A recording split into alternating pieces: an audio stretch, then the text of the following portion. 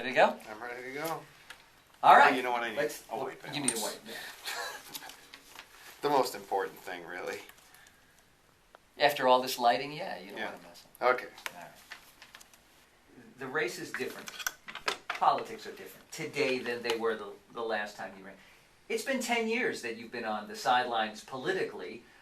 Why did you decide to get back in now? You know, 10 years ago when I left Congress, we had a balanced federal budget. We were paying off debt. We had passed the largest tax cut in American history. And when I turned on the jobs report in the morning, there were tens of thousands of jobs being created every month. When I look at what's happened over the last 10-year period of time, it's sad for our nation and for our state.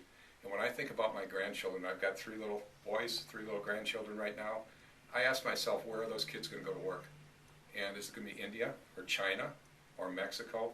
When we lose 133,000 jobs in less than 12 months in the state of Wisconsin, 45,000 in the Milwaukee area alone, it's just scary when you think about the future for the kids. And that really is what brought us back into this. How much do you blame Governor Doyle, or how accountable do you hold him for the state's current financial crisis? I think ultimately the leadership of any organization has to take responsibility for whatever happens. And I think in Jim Doyle's case, it's clear to me that he has led this state down a path of taxes, increased taxes and more spending.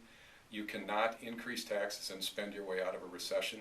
That's been his approach to it, and the approach is wrong. It doesn't work. With a $6.5 billion state deficit, what would you do differently now? Well, I wouldn't be here right now today if I were in Jim Doyle's chair in January. He proposed a 10.7% spending increase in the middle of the worst recession we've seen in a generation. $600 million of more spending in this budget. He should not have started there. He should have started with a frozen budget from the last biennium, and if he had done that, we would not have a shortfall today. The primary race ahead with Scott Walker. 2 candidates who appear at least to represent much of the same constituency. How do you separate yourself from Scott Walker for the voters? I think you have to look at the background and the credentials that we bring in to this job. We are going to agree on a lot of issues, but we're going to have a different frame of reference on those issues, because when you come from the private sector where you've been forced to meet a payroll and create jobs, you're going to have a different perspective on things. When the government talks about a new rule or regulation, I've been there on the front lines. I know what it means when they increase the regulations and what it costs our business, and I know how it's costing jobs here in the state of Wisconsin. I also know that as we control those regulations and reduce our taxes, that it means we can bring jobs back to this state, and that's what we intend to do. Let's talk about the campaign itself, the politics. You've run a statewide campaign. Where are your strengths in this state? Talk about some of the groups that you appeal to and some of the areas you think you need to work on.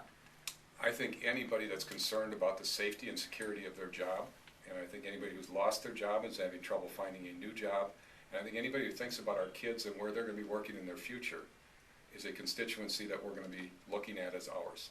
And again, our focus is going to be on what we have been doing in the private sector and carrying those ideas to statewide level so we can bring jobs back to the state.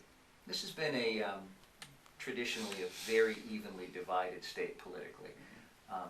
Not so much in the last election. That gap seemed to widen a bit. How concerned are you about that, and what do you have to do to bring that back?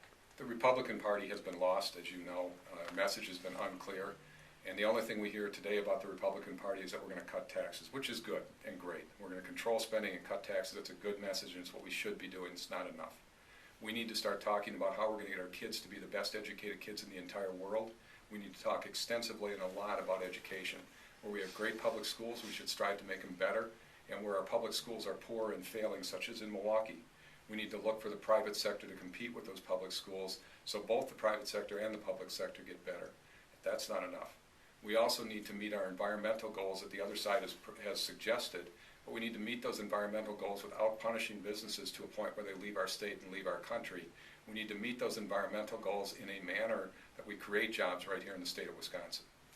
There's some new things out there that weren't there in the past as far as running a campaign. Facebook, Twitter, MySpace, all these sorts of things. Are those things you're going to look at taking advantage of? I would encourage you to stay tuned closely as an answer to that question.